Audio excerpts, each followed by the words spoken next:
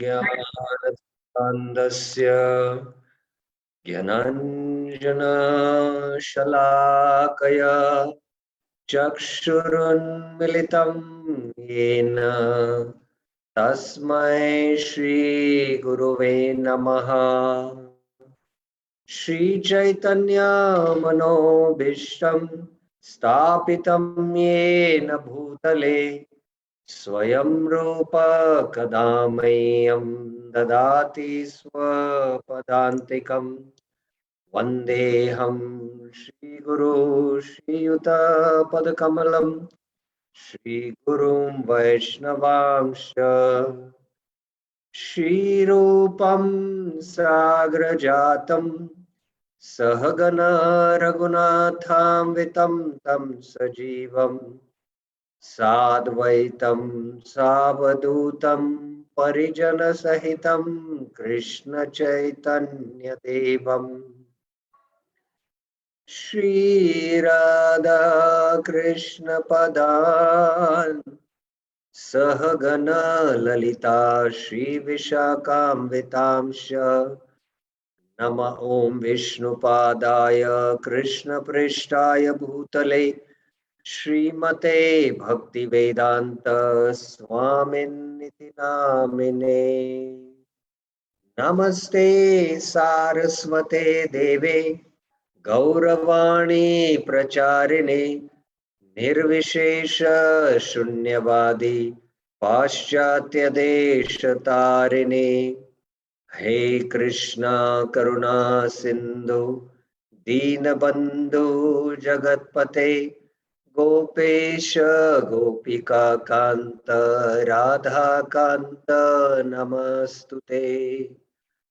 तप्त कांचन गौरांगी राधे वृंदावनेश्वरी वृषभानुसुते देवी प्रणमामि हरिप्रिये।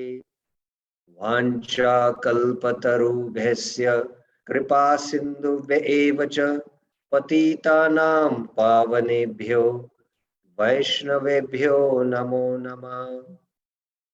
जय श्री कृष्ण चैतन्य प्रभु नित्यानंद श्री अद्वैत गदाधर श्रीवासादि गौर भक्त वृंद। हरे Krishna Krishna Krishna Hare Hare Hare Ram Ram Ram Hare Hare. Hare Krishna. So welcome back to the Nectar of Devotion Bhakti Rasamrit Sindhu verse by verse discussion.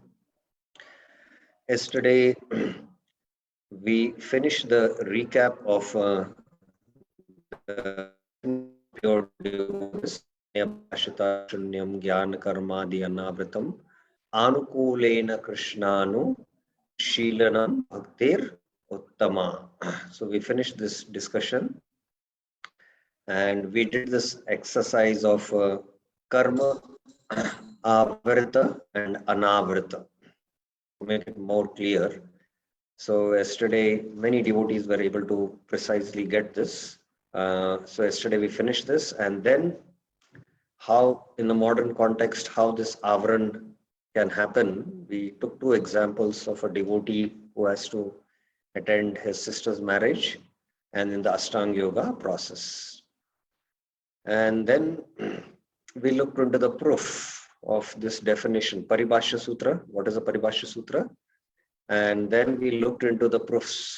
So two proofs Rupa Goswami gives, Sarvapadi Vinarbhuktam from the Naraj Pandratra, and then Ahetuki Avyavahita from the Kapil Shiksha third canto.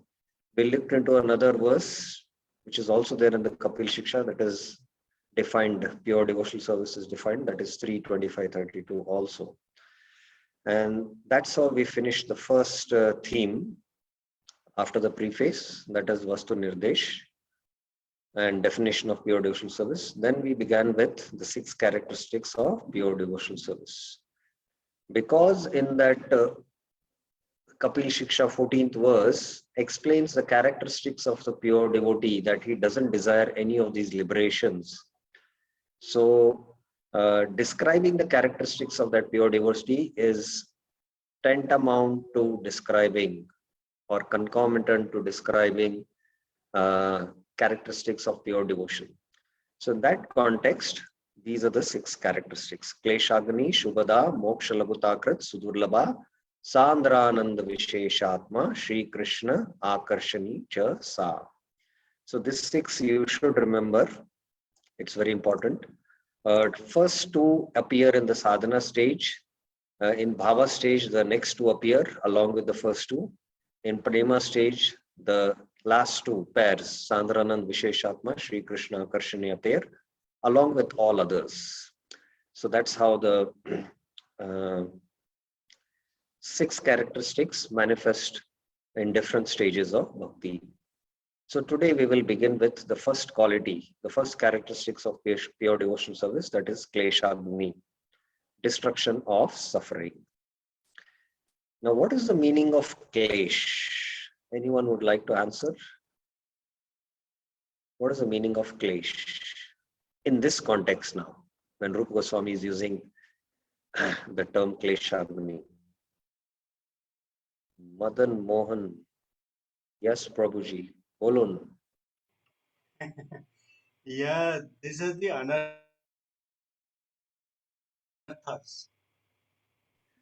Okay.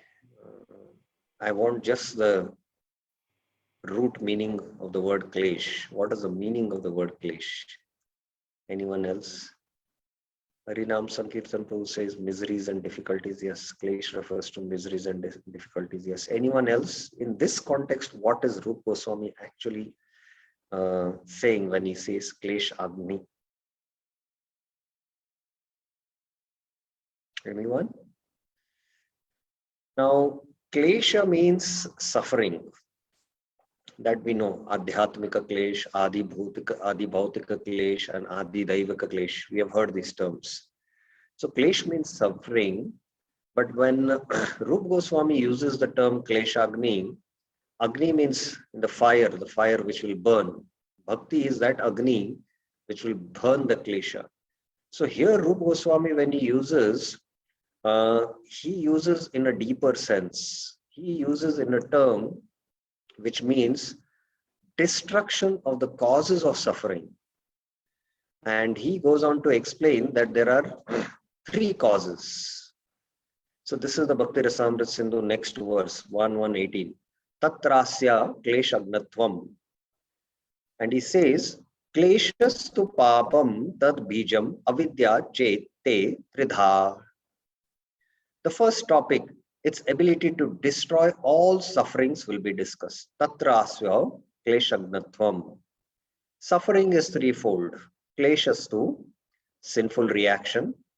Sinful reaction is papam.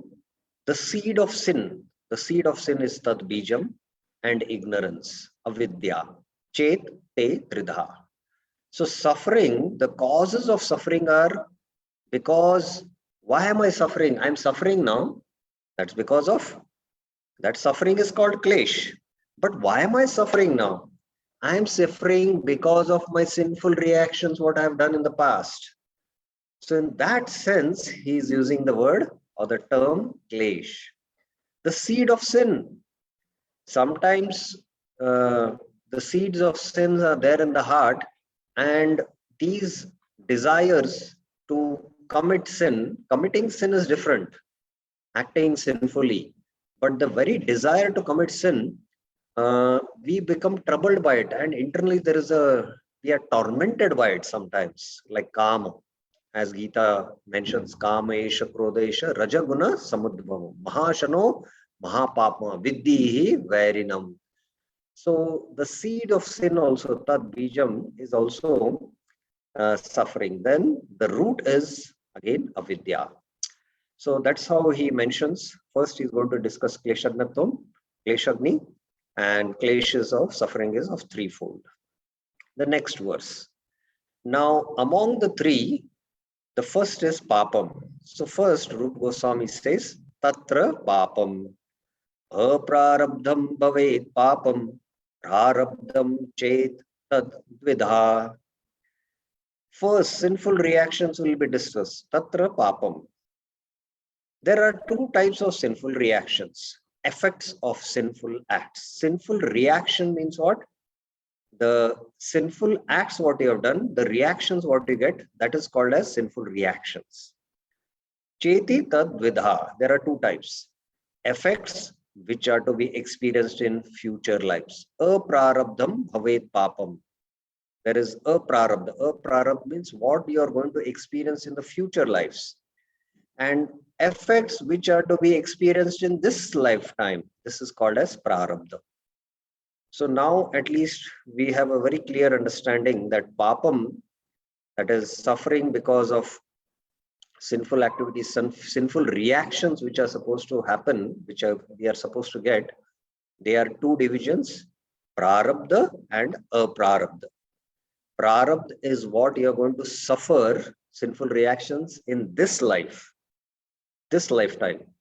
And aprarabdha is what you are going to suffer in the future lifetimes, in the next future bodies which you are going to get, future lifetimes. That is called as aprarabdha.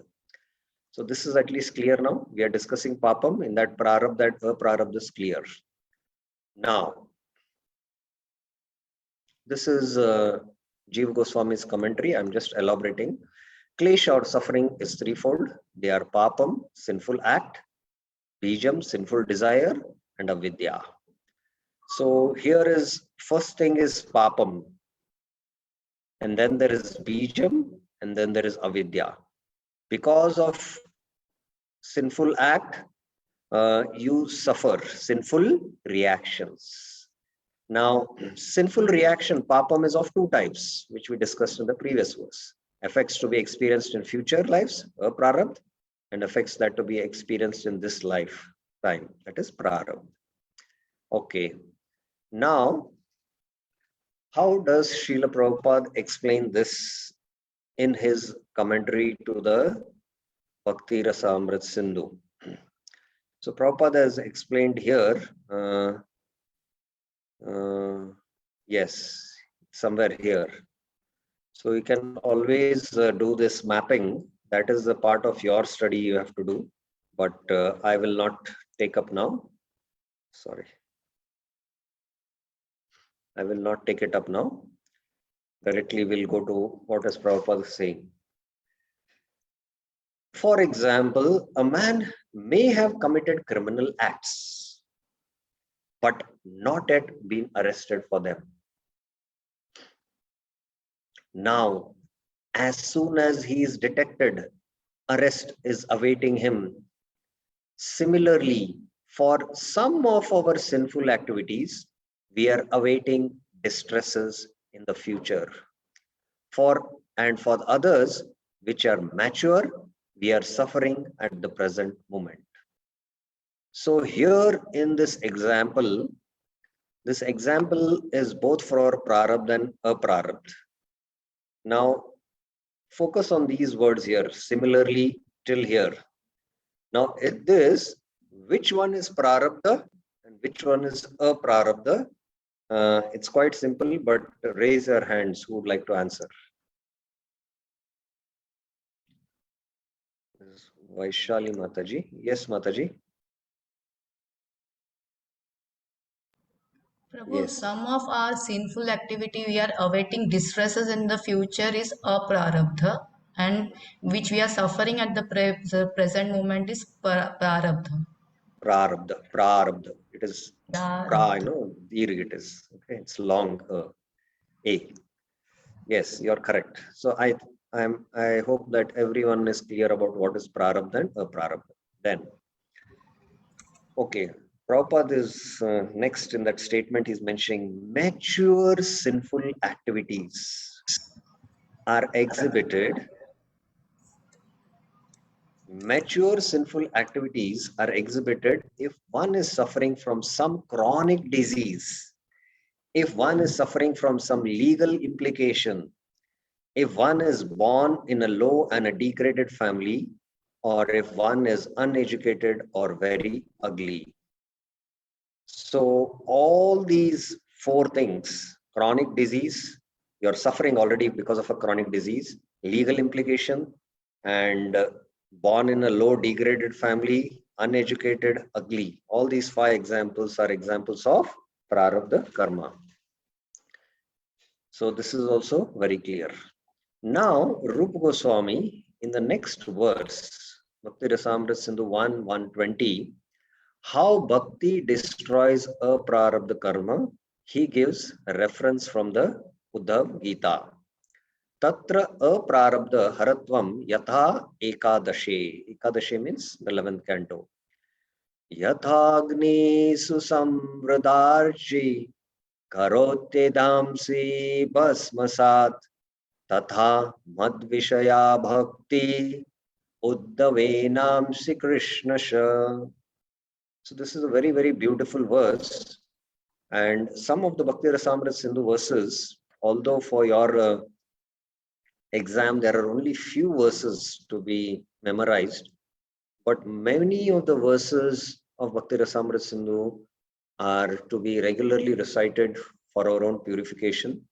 And I can send a separate list of it, the Excel sheet, along with the Sanskrit PDF file. And whenever you get time, you can recite, and that's how you can always continuously remember Krishna also. So this is a very beautiful verse. My dear Uddhava, just as a blazing fire, yatha agni, susamriddha archi. Archi means fire. Susamriddha. Samriddha means fully blazing. Sometimes we use this term in a positive sense. He is wealthy. Samriddha hai ye. Dhan se samriddha hai. Samriddha means he is having bountiful of wealth. But the word term here used the Uddhav Gita is susamriddha. Su is a prefix. So fully blazing fire, you can see. You know? Burns to ashes. Karoti bhasmasat. Karoti bhasmasat. All the fuel. Edhamsi. Edhamsi means wood. Similarly, tatha, devotional service in relationship with me. Mad vishaya bhaktir. Burns to ashes all the sinful reactions. Enamsi krishnasha. This is not Krishna. Krishnasha it is. It's not Krishna. Krishnasa. Krishnasa means completely. And enamsi means sins. Sins are called in Sanskrit as enam. Enamshi means the sinful reactions are completely burned.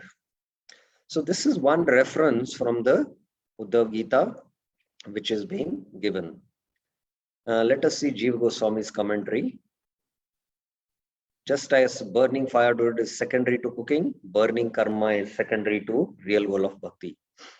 Now, Jiva Goswami also has mentioned, this. Just as a blazing fire used for cooking and other persons' purposes turns wood sticks to ashes, so bhakti directed to me, mad vishayar bhakti, in the form of actions such as hearing about me, some or other burns up all sins which will be committed. So here there are two notes. The hint here is that just as burning the 6 sticks is secondary to cooking, so destroying sinful reactions is secondary to the real goal of bhakti. So the point is that now today's modern technology, nobody uses firewood for cooking.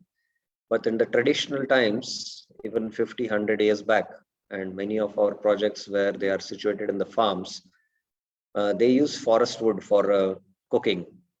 Srila Prabhupada said the best fuel is cow dung. The second best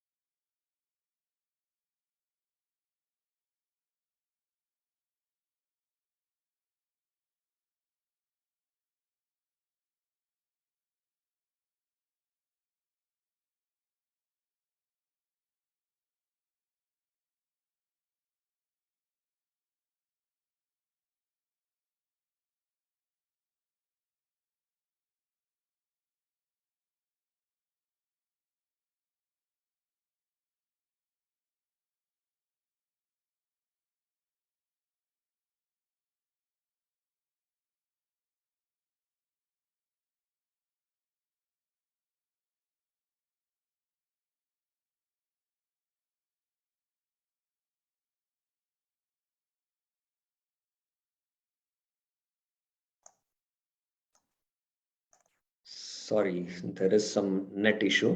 That's why it got cut. So the point is that cook will not go and tell that I am going now to the kitchen to produce 5 kg of ash.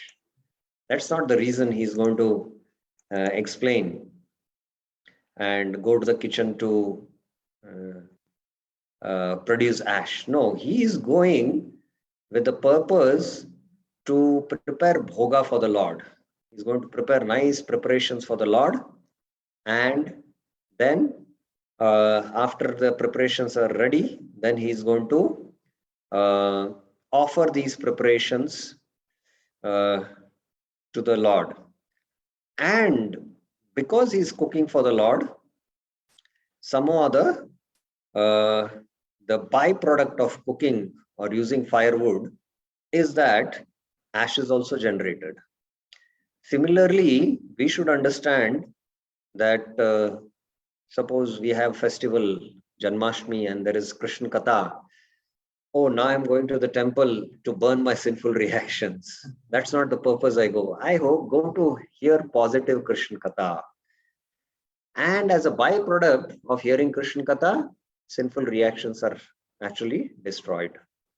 So that is what the point Rupa Goswami is making here in his commentary. Sorry, Jeev Goswami is making the commentary here. This is the first point.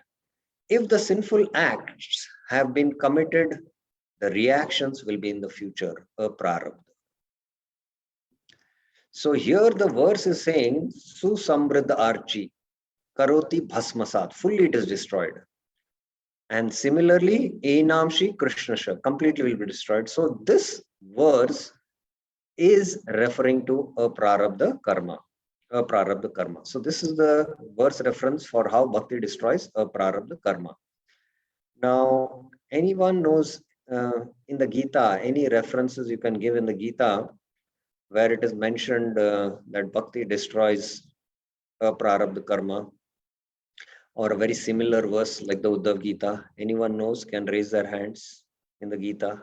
Which verse can refer that bhakti destroys all sinful reactions? Raise your hands. I know you have still not studied the Bhakti Shastri Bhagavad Gita, but so many years everyone is regularly studying the Gita. Okay, yes, Lata Mataji. Hare Krishna Prabhu, is it Sarva Dharman Parityaksha Mamekam Sharanam Braja? Aham tam sarva papebhyo mokshayami aham sarva papebhyo. Just by surrender to me, all the sinful reactions are destroyed. Harinam Sankirtan Prabhu also has typed the right answer. Any other verse apart from this verse? This is the most famous verse.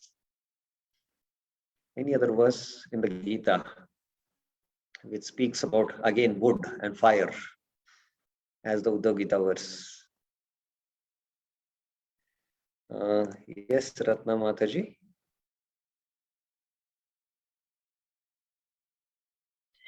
Hare Krishna Prabhu, it's in 3rd chapter. I don't remember the verse, but it says that just as if you put fire in a pile of cotton, that's how all the sins will be destroyed. But I don't remember the verse, Prabhu. Okay, it's not from the 3rd chapter, it is from the 4th chapter, verse 37. Yatha damsi samsidognir bhasmasat kurte arjuna jnanagni sarva karmani bhasmasat kurte tata. So very similar verse. Yatha edhamsi. Edhamsi is again firewood. Samsiddhi, blazing. Susamsruddhi, that was there. Here it is Samsiddhi. Agni, fire. Bhasmasat. Bhasmasat is ashes. Kurute, O Arjuna. Jnanagni, the fire of knowledge. Sarva karmani, all reactions to material activity. Bhasmasat, to ashes. Kurute tadha. So similar example is here. And here Jnanagni refers to performing actions with knowledge. That is the Jnanagni here. So how while doing karma, we don't desire the fruits. and we do it in Karma Yoga. It refers to, in the Varnashram, it refers to attaining liberation. In Bhakti Yoga, it refers to actions done for Krishna's pleasure. So that will be Bhakti Yoga then.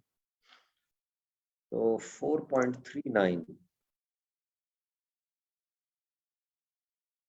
No, not 0.39, it is 4.37. Yathe dhamsi samsiddho nir bhasmasat kurte Arjuna. So 2 verses from the Gita also we saw as references, additional references. Of course, Rupa Goswami has not quoted this, but they are right verses which can be quoted. Okay, now next.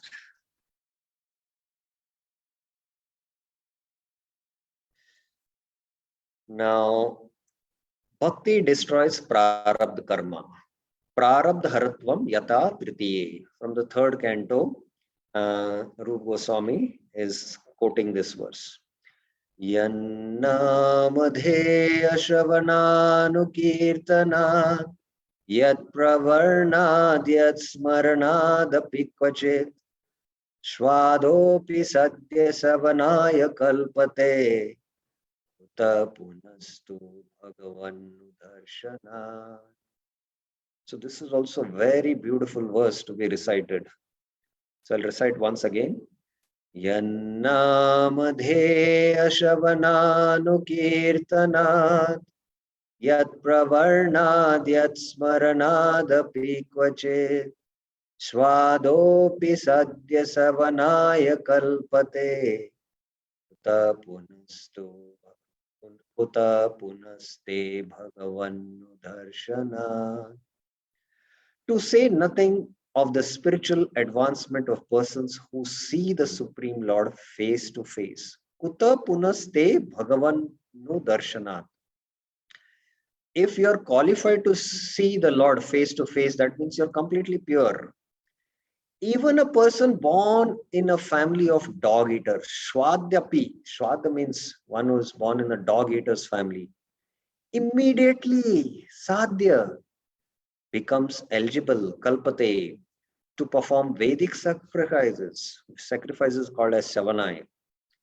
If he once, now here remember what is the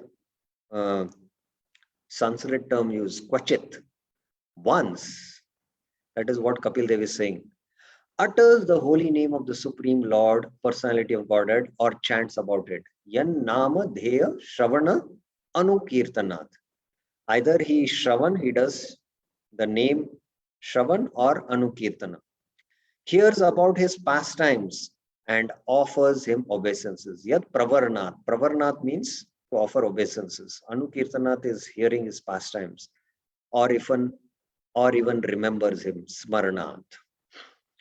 So what to speak of having darshan just by even once hearing, chanting, offering obeisances, remembering, a dog eater immediately becomes qualified to perform Vedic sacrifices. That is the potency of the holy name. Now, Jiva Goswami has given a very interesting commentary to this. We will discuss this commentary and the next verse and that commentary also, and then we will take up questions.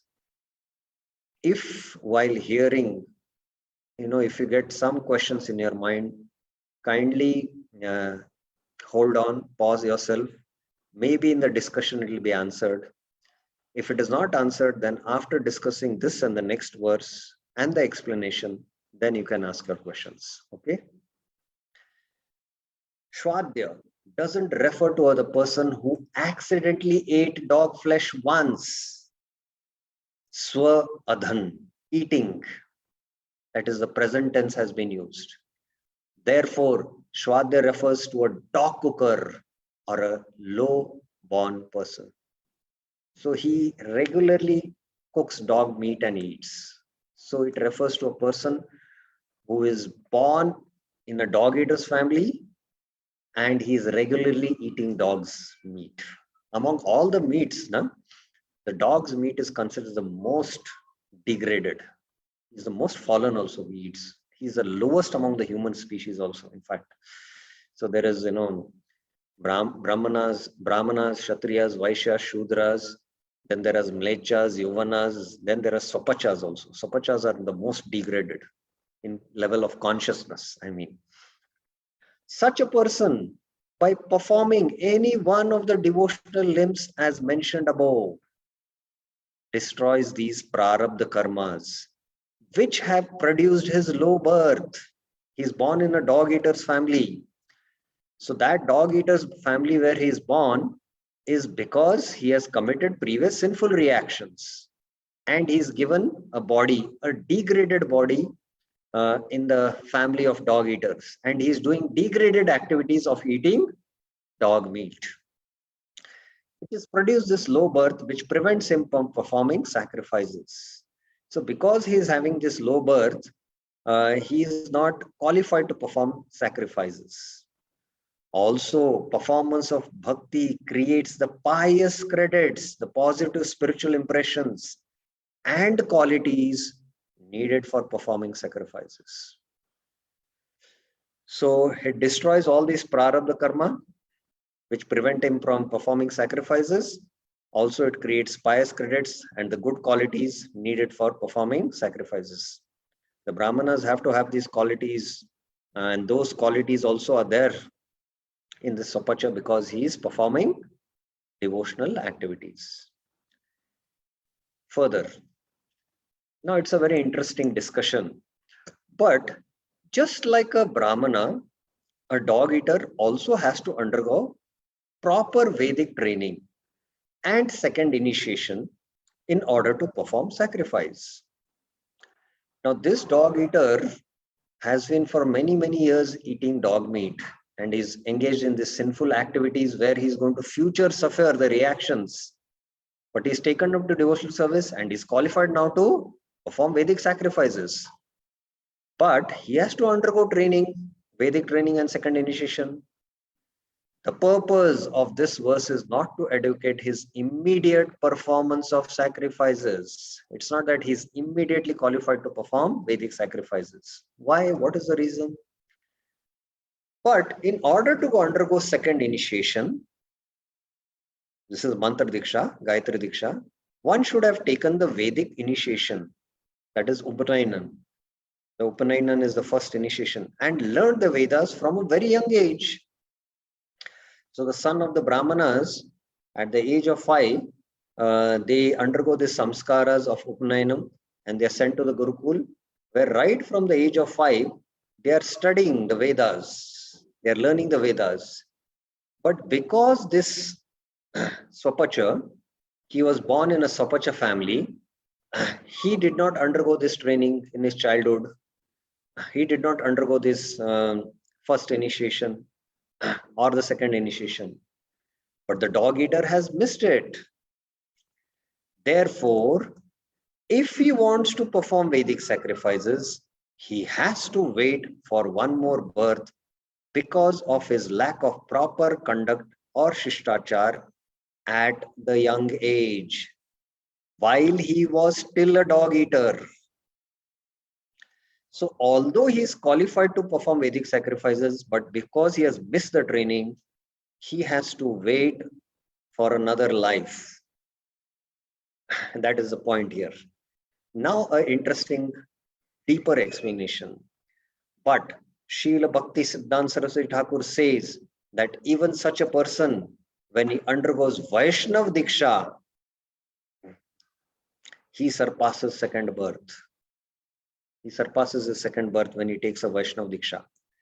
A Vaishnav Diksha is more to do with bhakti for devotional service, not for performing yagyas and all.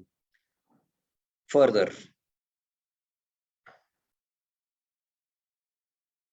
Shavanaya Kalpate also means that he should be given the respect due to a qualified person.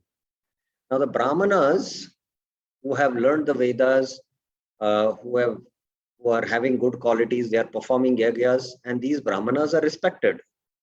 Similarly, this dog eater who had led a very previous sinful life of eating dog meat, Now he has taken to devotional service. So he has given up his previous sinful activities of eating dog meat and is developing good qualities. He should be given respect, which is due to also a qualified person like a Brahmana. That respect he should get. But one might ask, how can you say that the prarabdha karma is destroyed? He still has the same body. So he's got that ugly body. It's not that because he's now taken up to devotional service, maybe he had an ugly body or a dark-skinned, black-skinned body. I'm just giving this gross example for us to understand. We should never think in that terms on the bodily platform. Maybe now he has taken up to devotional service, his skin color has changed and it become white. Now, how do you say that prarabdha karma is destroyed? Now, the answer is here. Sinful reactions due to bad birth in the form of acquisition of bad qualities and suffering are removed immediately. So those bad qualities which were there in him, by which he is to perform these sinful activities, those bad qualities are removed. But the birth itself cannot be changed from one parent to another. But bad qualities are definitely destroyed by bhakti. Now, Vishwanath Chakra Thakur, in his commentary, Bhakti Pradarshakatika, he says, Vishwanath Chakra Thakur adds that such a low-born practitioner of bhakti does not perform sacrifices, not because of his lack of qualification, but because he has no faith in them, as he is endowed with pure bhakti. So when he has got the pure bhakti lata bij in the form of hearing and chanting, he is performing paradharma, the highest dharma. So why would he engage in these karma kanda sacrifices? And only by engaging in karma kanda sacrifices, one becomes pious. And in one sense, he might come in sadhu sangha and get the pure bhakti lata bij, and he might take up to pure devotional service. But this Swapacha, he's already practicing pure devotional service. So he's not interested in this karma kanda sacrifices because he's already endowed with pure bhakti. It's not that he doesn't lack the qualification, he doesn't have faith in this. But a Brahmana devotee, now here the point is to be noted, a Brahmana devotee might continue doing the sacrifices to set a right example. Karmane vahi samsiddhim asida janakadaya. So somebody is born in a Brahmana family, he has got nice samskars, and he has got, he's in the mode of goodness, and he gets the training, first initiation, second initiation, he studies the Vedas to do sacrifices, and somehow because of great fortune, he comes in touch with pure devotional also. He now practices pure devotional service. At the same time, he's got this adhikar to do yagyas, and the common public, they don't have still faith in bhakti. They have to be somehow brought to the path of dharma. So he does these yagyas for purification of these public, the people in general. At the same time, he will use that situation to directly also preach pure devotional service. And that's how a Brahmana might continue to do sacrifices. So there is one family here in Belgaum, and their entire family are all devotees. Their father, who is quite old now, he's almost 85. So I asked him, how did you come to devotional life? So he told me, because he's coming from a very cultured religious family, in his house there was a yagya to be performed. And somehow he knew that one of our Hare Krishna devotees is born in a Brahmana family, he performs yagyas. So he called this Hare Krishna devotee, who is a Brahmana, to perform yagya, and he performed this vidhi or samskar in their house. At the same time, he directly preached about Bhagavad Gita, gave them Bhagavad Gita, and got them connected to the temples. And that's how this pious religious man took up to devotional service, and now all their family members, all their children, their relatives, everyone, in fact, mostly I think almost 25-30 devotees are practicing now bhakti. So a Brahmana devotee might continue doing the sacrifices to set an example.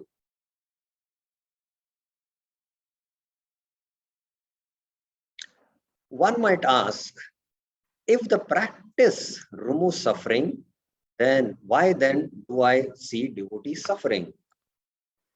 So if I'm practicing bhakti and bhakti does kleshagni, why do I see devotees suffering? Do we first see devotees suffering? That's first question. And even many years practicing devotional service, we see devotees are suffering. I'm also a witness to it. I'm also an example, you can say. So why do we see devotees suffering? What are the reasons? Now, anyone would like to share some thoughts about it? Why do devotees suffer then? If bhakti produces kleshagni, papaharatvam, bijharatvam, sorry, at least. Okay. One devotee has typed as because of past karma, but past karma, prarabdha and aprarabdha is destroyed. Rupa Goswami is saying. Okay, there are 4 hands which I have raised. Let us give first Mohan Rup Sham Prabhuji chance. Yes. It is a continuous process, Prabhuji. It's keep on the two things maybe. The devotees on process of doing bhakti, maybe some sins are getting occurred. That is one point. And another point is it is not fully eradicated. Okay. Ratna Mataji? Yes. Hare Krishna Prabhu. 2 points to be seen, Prabhu. One is that all the sins and the suffering is destroyed when we reach pure bhakti. Reaching that itself is sudurlabha. 1 point. And if we reach that point, just like Kunti Maharani, the way to see is that he is using us to show an example or to show it to other people. So it should be our glory that we are being used in that way. Okay. The second one is quite interesting. The first one, although it is right, but we are discussing sadhana.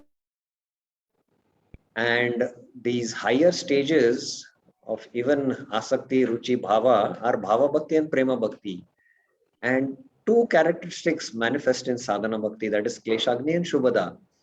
So just taking out to practice of sadhana bhakti should destroy all suffering. But still we see devotee suffering. There is some deeper reason. Okay, there was one more devotee who has raised her hand. Yes,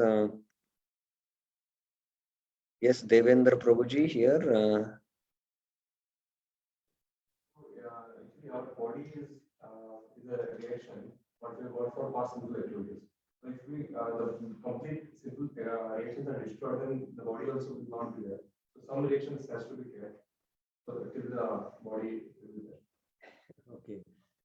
So here is a very interesting answer. The body is because of past karma, and karma is because of past actions, reaction. The body is got as a reaction. If all the reactions are destroyed, then the body will not be there. So that's why some reactions are kept.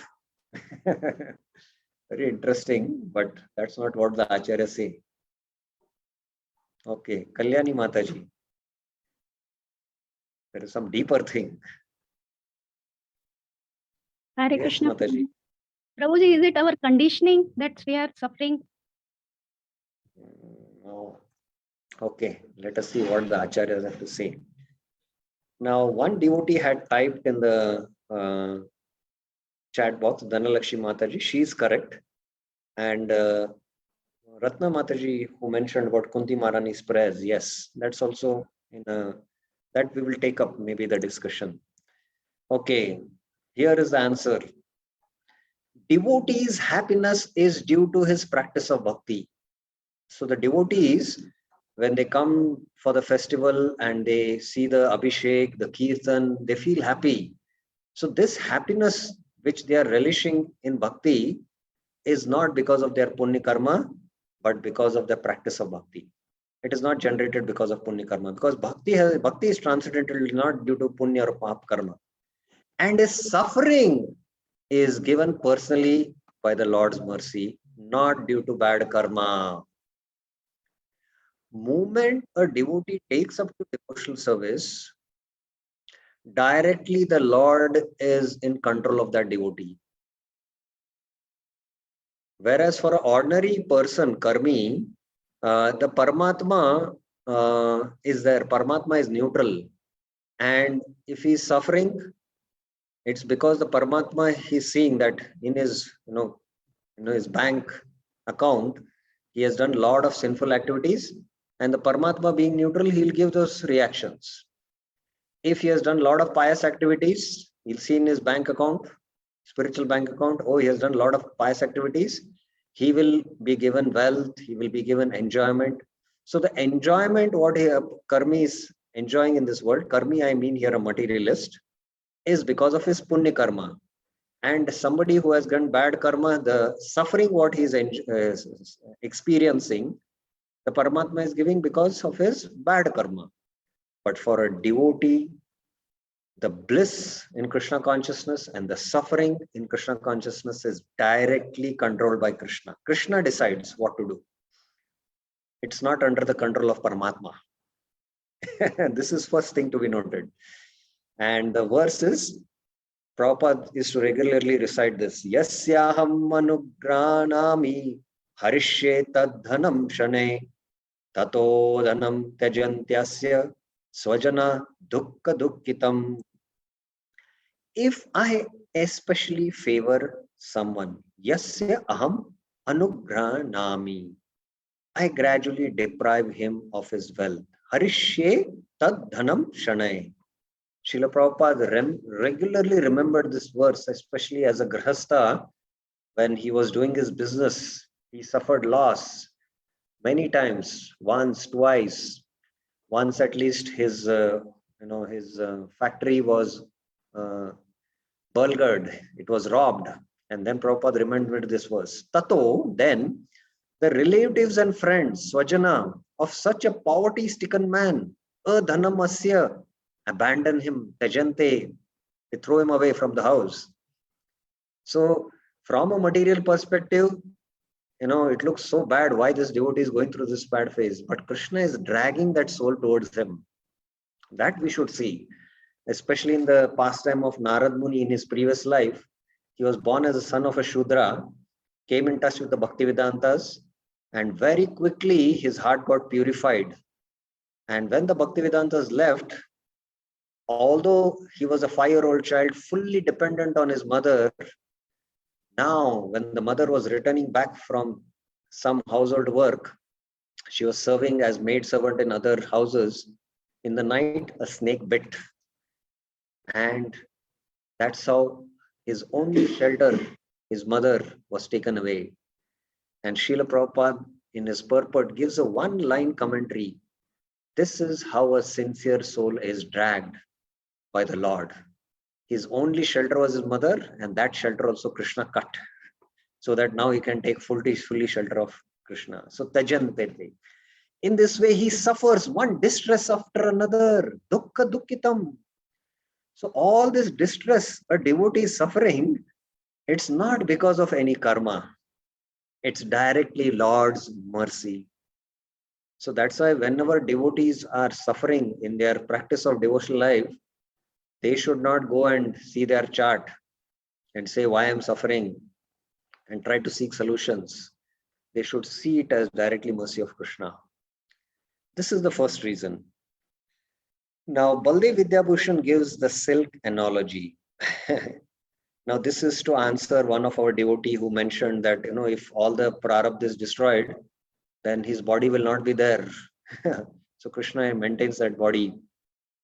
So this is not true for devotees. In fact, those who are jnanis and yogis, the path of Gyan and Ashtanga Yoga cannot destroy the prarabdha. The prarabdha still remains in their body. Their bodies are not destroyed. Prarabdha still remains. So Jnana Yoga and Ashtanga Yoga doesn't have that potency to destroy even the prarabdha karma, but bhakti destroys both. What to speak of prarabdha, it destroys aprarabdha karma, future lifetimes what you are going to suffer. So that is the potency of bhakti, first to be understood. So Srila Baldev Vidyabhushan gives the silk analogy, and I don't think so many are having any practical experience of this. Suppose you take a few threads of silk, and these threads of silk, if you twist it and try to break, it is very, very difficult to break silk. But that same silk thread ropes, I mean multi-threads, you keep it before a small lamp below and keep it for some time. And now, you try to break it. It easily breaks. So that small lamp is the fire of bhakti. By the fire of bhakti, the karma is destroyed. But if you don't apply pressure and try to break it, the silk remains as it is. It looks exactly like silk. But what has happened? The knots of karma are destroyed. If you pull it, then it will break up. But if you keep it as it is, it looks like a normal silk thread. But what has happened? It is completely melted because of the fire, and it can be easily cut.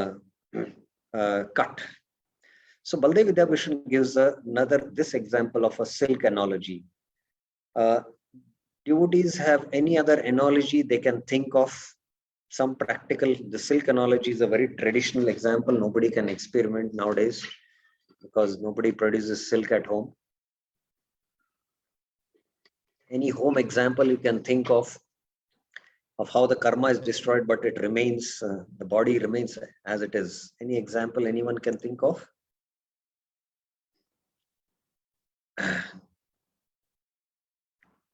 Now, honestly, here, all devotees who are attending, raise your hands who subscribe newspaper to their houses. Raise your hands. Oh, there is Madan Mohan Prabhuji. Okay, Ratna Mataji. Okay. So, fine. Okay. So, this you can experiment. A newspaper,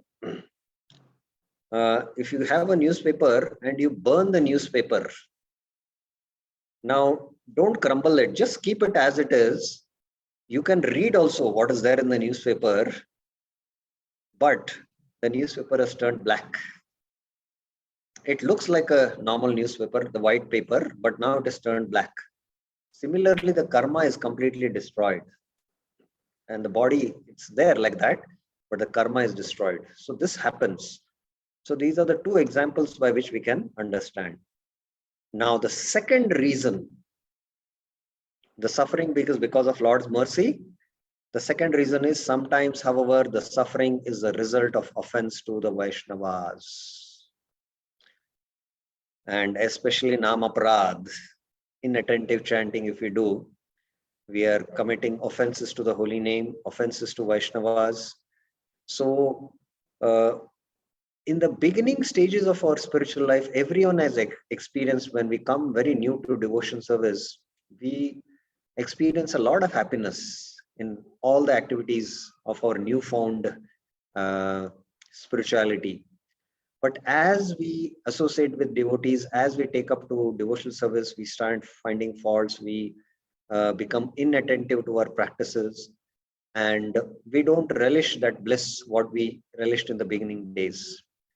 The reason is, one is because of offenses to Vaishnavas, offenses to Namaprad, the holy name. And this Namaprad is a very, very long stage in our spiritual life. In fact, 15, 20, 30 years can go in Namaprad's level of chanting. So we have to come to the Namabhasya stage, and we should not commit offenses to Vaishnavas by which as a result, we suffer. So this is the second reason. And as Ratna Mataji had pointed out, yes, one devotee also had typed that suffering is a blessing. So when Krishna gives us suffering, we take it as his mercy, and we realize the statements of the Gita, how this world is dukhalayam. So that becomes an impetus for us to realize Shastra and take on more seriously devotional service. The advanced devotees who suffer, they don't suffer because of their karma, but to set an example to the glory of how my devotees are glorious. So Krishna can give that suffering to very advanced devotees also, who are in bhava and prema stage. The Pandavas were also suffering. Aho kashtam, aho anyayam. That's how Bhishma begins glorifying. Yad yuam dharmanandana. Although you are dharmanandana, you are personified dharma, but aho kashtam, so much suffering, aho anyayam. Jivitum na kleshtam, you should have not survived, you should have committed suicide, kind of suffering you had. But vipra dharma achutashaya. You have taken the shelter of the Brahmanas, you have taken shelter of dharma, you have taken shelter of Krishna. So that's why even when we suffer, we should take shelter of the devotees, we should take shelter of the Bhakti Shastras, we should take more shelter of Krishna. So sadhakas, it becomes an impetus for taking up to more devotional service seriously. For the Siddhas, it sets an example for others, and they are not suffering because of their prarabdha. So that is regarding this verse. Now, Srila Prabhupada speaks about this. Srila Prabhupada on destruction of prarabdha karma by bhakti. Devotional service, therefore, has the power to actually nullify all kinds of reactions to sinful deeds. A devotee is nevertheless always alert not to commit any sinful activities. This is his specific qualification as a devotee. A person is born in a Brahmana family or in a family of dog eaters due to his past activities. If a person is born in the family of dog eaters, it means that his past activities were all sinful. That's why he's got a lower birth. But even if such a person takes up to the path of devotional service and begins to chant the holy names of the Lord, he is at once fit to perform the ritualistic ceremonies. And a more detailed explanation we saw from the Acharya's commentary. This means that his sinful reactions have immediately become neutralized. Sadhya, immediately. Now,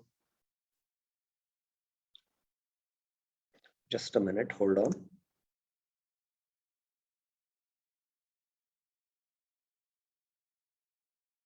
Okay, fine. Now, do devotees feel the need to have any questions, any clarifications you have before I take the next verse? I thought because you might miss, and some question is there, you might feel it's not taken up. So I'll take the questions now. Yes, Harinam Sankirtan Prabhuji. Hare Krishna Prabhu. While it is nice to hear that, it may be theoretically also nice to hear that sufferings are blessings. But are the sufferings really blessings in practical? I don't think so. Is it not? Would it not be better if devotees are given favorable conditions, which will give them more impetus to be strong in their devotional service? Sometimes these sufferings can demotivate them, or give up their devotional services altogether. Possibilities are there. A person takes up devotional service after gaining some knowledge, and after taking up devotional service, he doesn't attain perfection. It takes several years of practice to take perfection. And during this period, if he faces unsurmountable difficulties or sufferings, how this will motivate him to remain in devotional service, and how we can consider these sufferings as blessings. Really, and theoretically, it may sound okay, nice. These are sufferings are blessings, but in practical, are they so? I don't think so. This is my Yes, impression. yes. I am extremely, pleased with your honest admission, I can say. Yeah, yeah. In fact, uh, it takes many, many, many years being in spiritual life to realize that the sufferings in our practice of bhakti is Lord's mercy. I see. Many devotees, although they have taken up to pure devotional service, although they have taken to the path of bhakti, they think that suffering is because of karma. It is coming because of my past karma. And that's why they go to the astrologer or they go to some other person to eradicate the sufferings. This shows their faith. Their faith is still not grounded on bhakti solidly. Their faith is still wavering. They don't have deep shraddha in Krishna, Krishna Bhakti, Vaishnavas. So this shows that. So their bhakti is what? Very, very shitil or very, very komal, very fragile. So to strengthen that bhakti, one has to take shelter of Vaishnavas, attain the right knowledge from the Bhakti Shastras, and one way also we should see that these sufferings which are coming to us, the sufferings affect the body and the mind, but it has nothing to do with the soul. The soul is transcendental to the body and the mind. So these sufferings also help us to transcend the bodily level of consciousness and the mental level of consciousness. So we should be given the right knowledge and we should be having the right attitudes towards these incidents which happen in devotees' life, in our life, and in other devotees' lives. And this kind of knowledge is very, very important because knowledge itself is liberation in one sense. Once we have the knowledge, oh, it is because of Krishna's mercy. How do I understand it? I go deeper in my bhakti. But if you don't have that right knowledge, then you become bewildered and you become horrified. What is the reason? Why this is happening to me? I have taken to devotional life. Why this is happening to me? But when you have the knowledge is like a torchlight which illuminates the darkened path. So that knowledge is very important, and ultimately Krishna is giving us pushing us to transcend the bodily consciousness and come to Krishna consciousness. So in that perspective we should see these things. I hope it is clear to you. Harinam Sankirtan, Prabhuji. Yes, Prabhu, thank you very much. Hare Krishna. Okay. Madan Mohan, Prabhuji. Prabhu Hare Krishna. I understood Prarabdha and Aprarabdha, but one more doubt I have is that when senior devotees like Guru Maharaj is suffering for others' karma, he he takes the sins of others. How is that explained? The third level of explanation, what we were discussing, is that Krishna sometimes puts his devotees into suffering to show the glory of those devotees, firstly. Secondly, Srila Prabhupada, I think in 1974, he had a bout of very bad health and Prabhupada was suffering. So Prabhupada then told that many of my disciples are not following the regulative principles very strictly. So that is the reason. And then immediately all the temples, took up to prayers of Narsimha prayer and took up more seriously to their practices of devotional life. So Krishna, through the pure devotee, can act that those who are under the shelter of the pure devotee to take up devotion more seriously to bring them closer to him, Krishna can act and put his pure devotees into suffering. And pure devotees being transcendental, they might go through this, but they are not affected by it in one sense. Their body and mind is not affected because they are situated on a transcendental position. Recently, I just finished reading the Lilamrit. Prabhupada in his final days, 1977, October or November, I don't know. November 17th, I think, 14th. 1977, Prabhupada left this world. And maybe it was October, and Tamal Krishna Maharaj was serving Prabhupada, and Prabhupada's body was in a very bad state. Tamal Krishna Maharaj was not able to bear, and he was suffering seeing Prabhupada going through this. And Prabhupada, very coolly, very relaxed, he said, it is my body, I am suffering. Why are you suffering? I'm not being disturbed. Why are you disturbed? He said. So we can imagine what level of transcendental consciousness Prabhupada was. So basically the pure devotees are situated in transcendental consciousness, and Krishna might give them these experiences. They might go through this, but this is for us to become serious in spiritual life. So sometimes pure devotees go through also suffering, but they are not affected as ordinary sadhakas are affected. Ordinary sadhakas usually become affected. Their faith in Krishna consciousness is shaken sometimes. So that's why the proper knowledge, Sambandha Gyan, is very, very important here. Okay, one devotee here has a question. This is the last question I'll take, and then I'll go to the next verse. Yes, Prabhuji.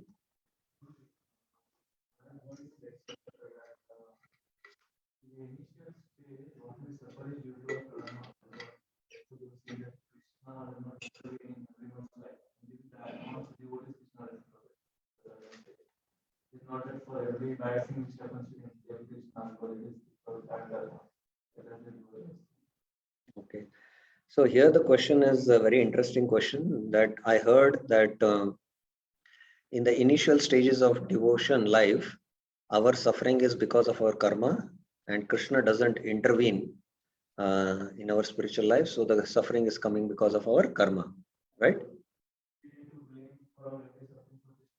So that is the reason. But the acharyas, what they have to say, we'll have to see. The acharyas are very clear.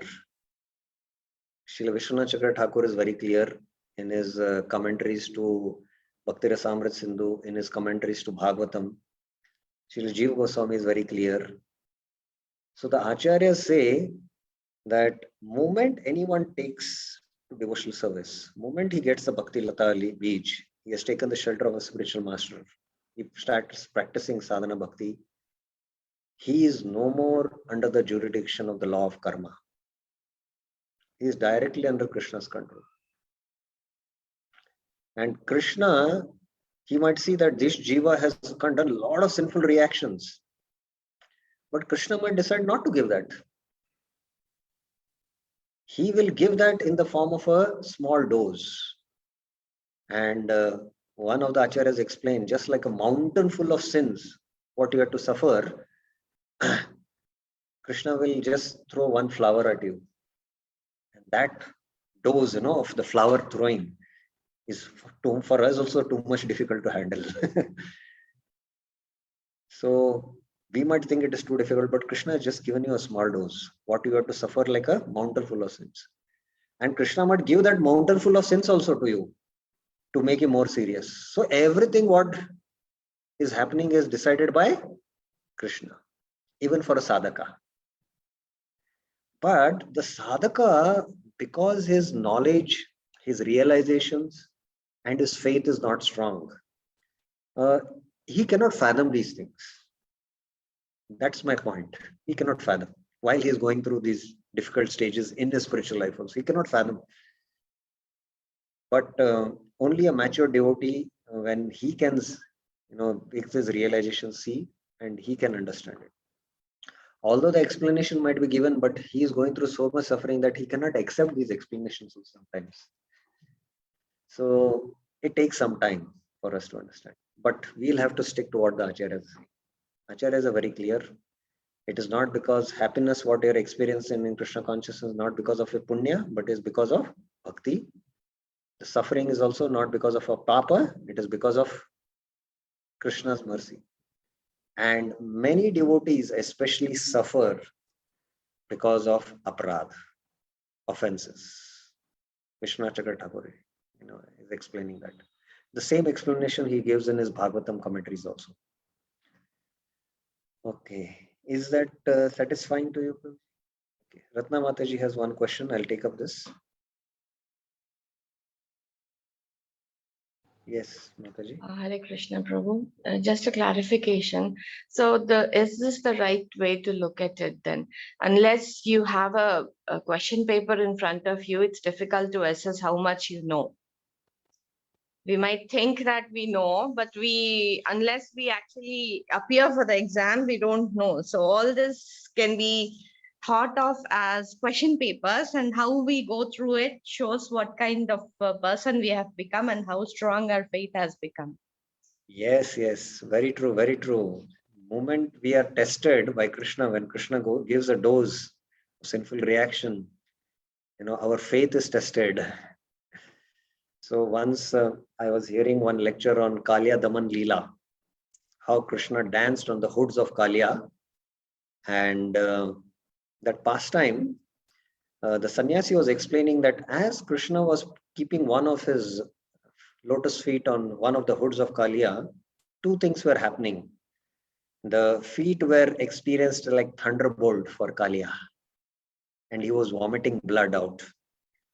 So as Krishna was placing his feet, all the sinful reactions were destroyed, and he was vomiting blood. So Kalya was going through this, and he was becoming more and more what?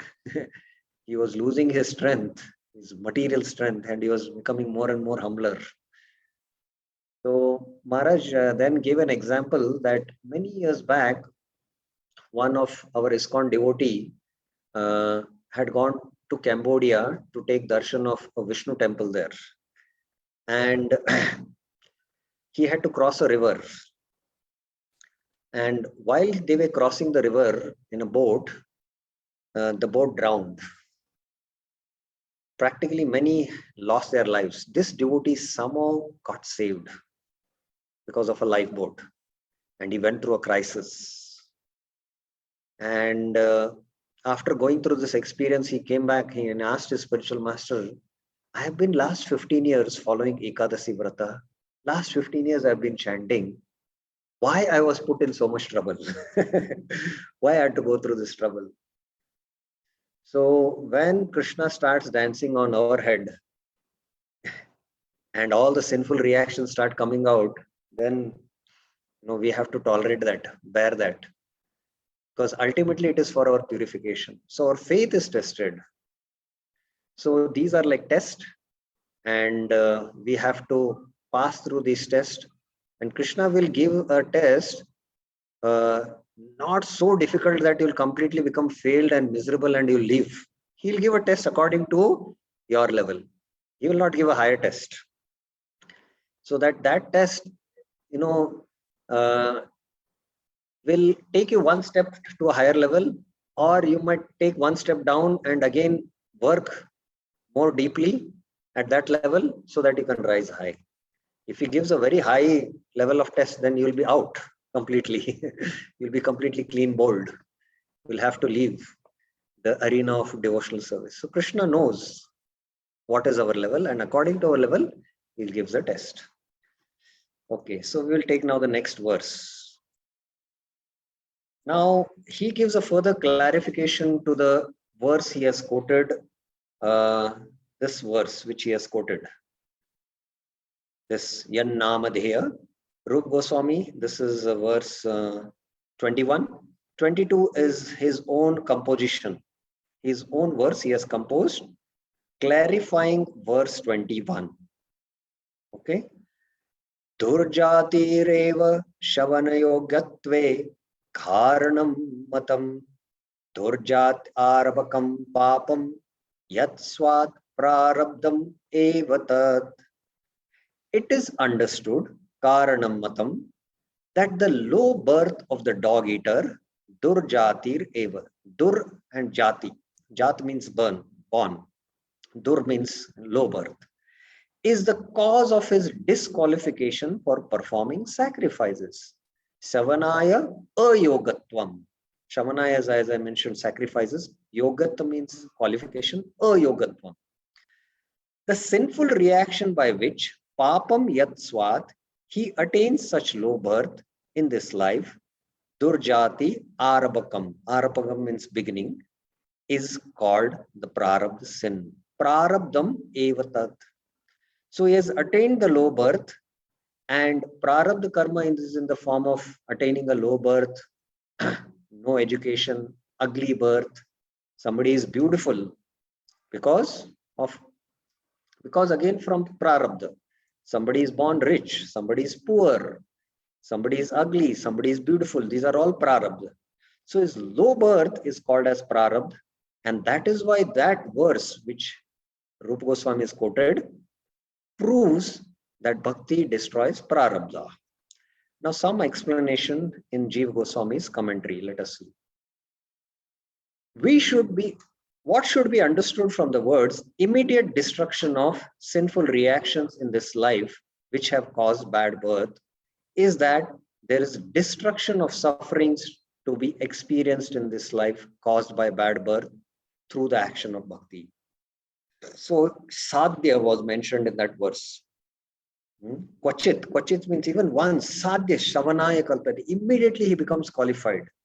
So what is that immediate destruction of sinful reactions?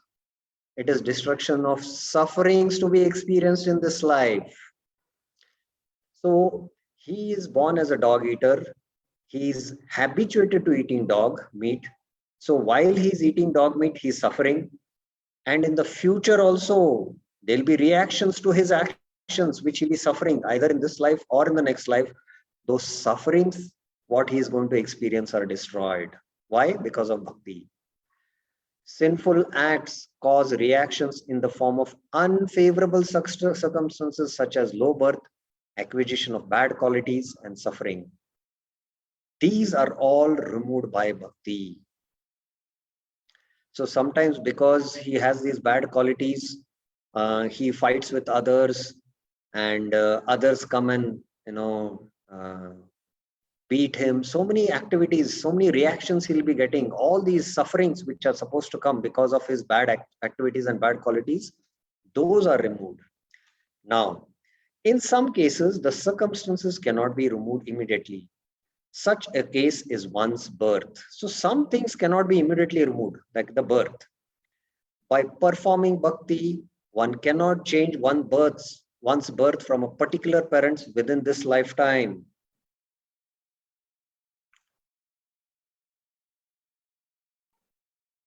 Some circumstances, such as sickness, can be destroyed. So he, because of eating bad food, he might get sickness or diseases. These sufferings which he is supposed to get, they will be destroyed. They will be destroyed. As well as that, the bad qualities and the suffering caused by bad qualities or circumstances are destroyed by bhakti. So some circumstances like sickness and the bad qualities and all these will be destroyed by bhakti.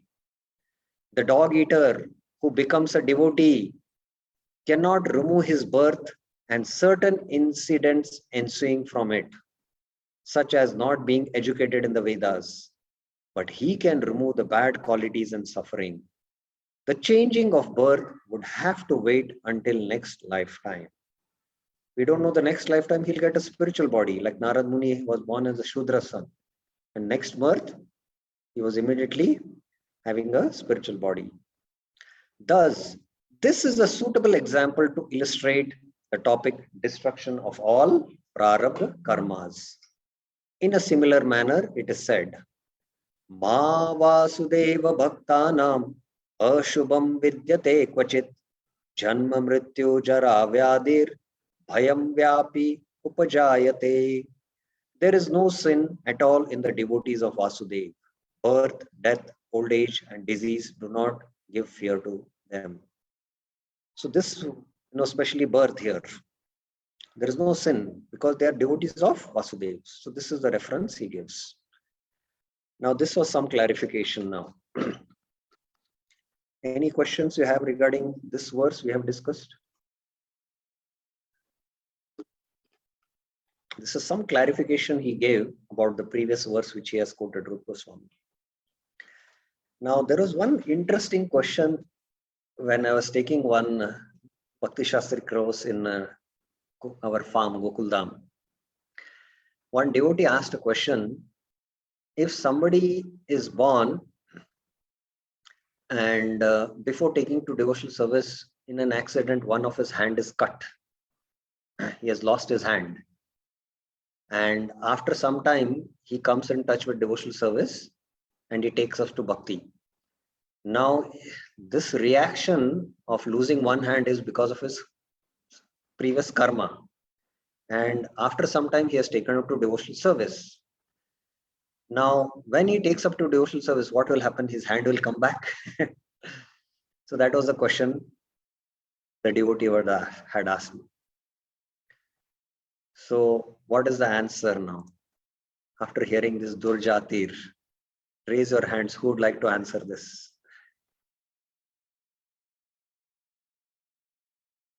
No, hand will not come up. That I know. Everyone knows. Nobody has. Nobody's hand will come up. Then everyone in all over the world would take up to devotional service. So then how, Bhakti destroys Prarabdha Karma? Because of Prarabdha Karma, he is born, that one hand he is lost. Or maybe somebody is born like a polio patient. From birth only, one of his leg, is polio. He's not able to walk. And he needs crutches. And from birth, he is like that. So his Prarabdha Karma is not taken away. So how does Bhakti destroy Prarabdha then? If that person has taken up to devotional service. Raise your hands. Remaining hand will be saved. No. No. You're not getting the point. You'll have to think a little deeper. How is this person who has lost his hand, who has now taken up to devotional service, how his prarabdha is destroyed by practice of devotional service? Yes. One devotee wants to answer. Yes, Prabhuji.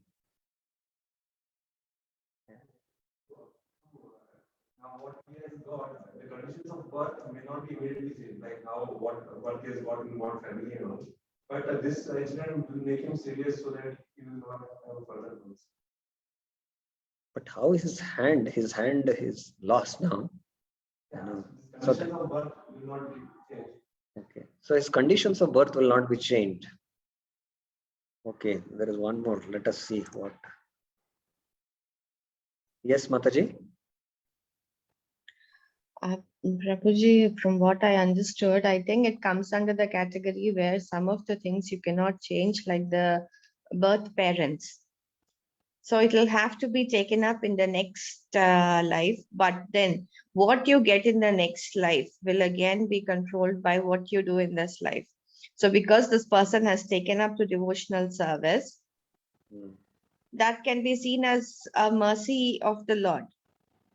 Yes. And he can again influence other people. Okay. Now, hear carefully. Now, before somebody takes up to devotional service, when he meets with an accident and loses his hand, he's suffering when he loses that hand. But he continues to suffer in this life because he always is lamenting that I have lost one hand. Suffering continues because of karma. He's, sometimes we know that devotees, one bad incident, somebody has said something. Why did he say that? Why did he say that? He had spoken that 10 years back, but you are always thinking about remorsing on the past and always suffering also in the present. So that incident of accident has happened few years back, but because always you see your hand, because you don't understand the law of karma, you are experiencing those suffering. Whereas once he becomes a devotee and takes up to devotional service, the hand will not be restored. His hand will not grow and come back.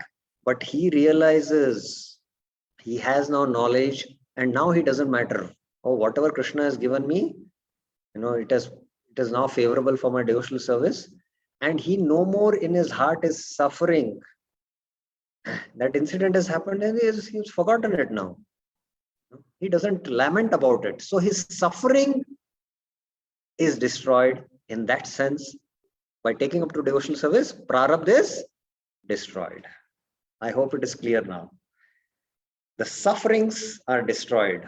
That was what here. The sufferings caused by the bad qualities, circumstances are destroyed by bhakti.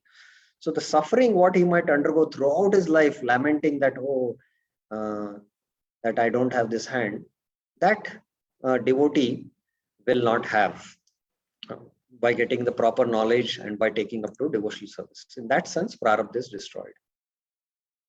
Okay, there is 1, 2 questions now. Okay. Madan Mohan Prabhuji. Yes, Prabhuji.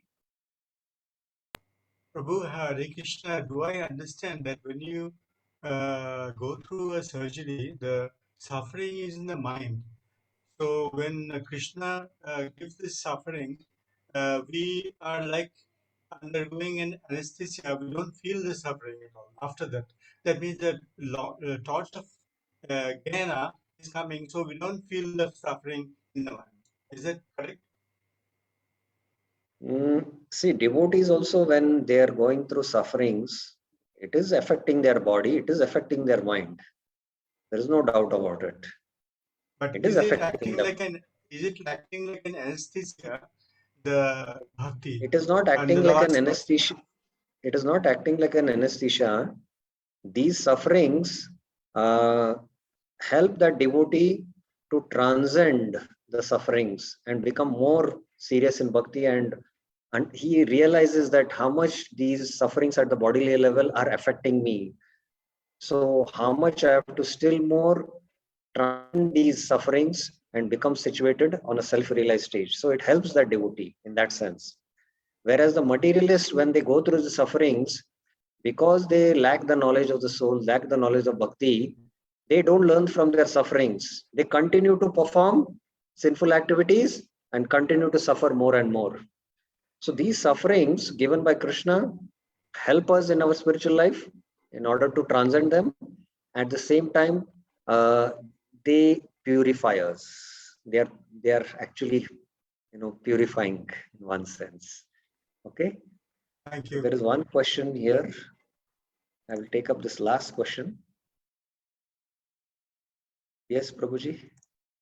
As you give the example of the person whose hand was cut.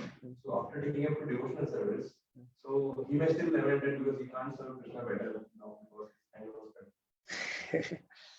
There can be many. The question is that a devotee whose hand, a person whose hand is, he has lost his hand, and he was suffering. Why I've lost his hand? Why this accident happened? Later on, he took up to devotional service, and as he is practicing devotional service, he might think that because I don't have a hand, I am not able to serve Krishna. If he's still in that lamenting situation, then he's still not understood the principles of devotion.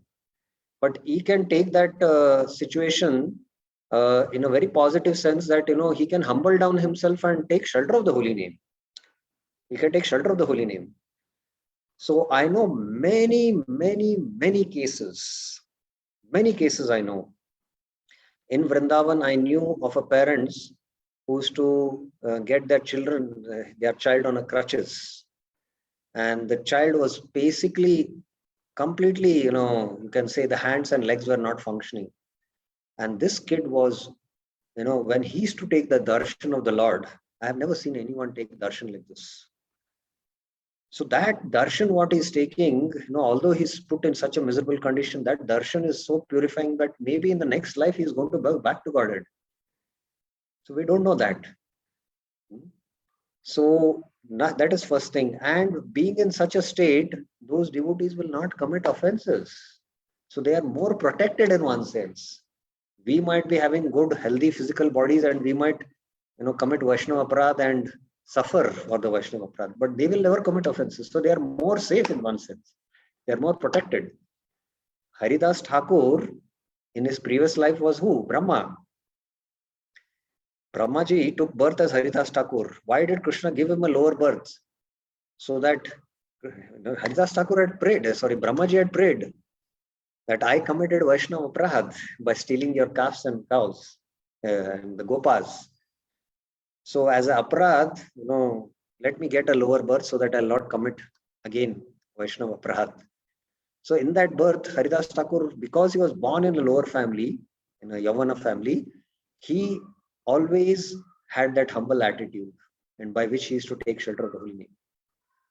So there is one family I know, their kid is a girl, and she's from birth suffering from a very terminal disease, and she's also on stretchers and it's on a wheelchair.